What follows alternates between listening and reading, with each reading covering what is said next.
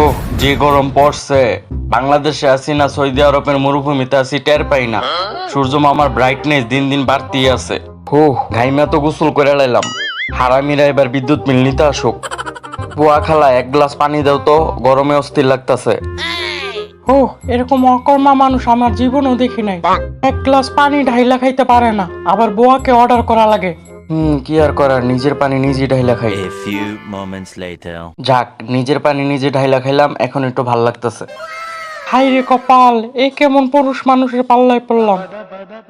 কেন, আমি আবার কি করলাম? তুমি বুঝতেই পারো না তুমি কি করছো? না তো, বুঝায় বলো। এমন কর্তব্যহীন ব্যক্তিত্বহীন একজন অদ্ভুত মানুষের পাল্লায় পড়ছি আমি। বাড়িতে কাজের লোক থাকতে নিজে আসছে পানি ঢেলে খাইতে। অর্ডার করে একটা কাজ করিয়ে নেওয়ার ক্ষমতা নেই।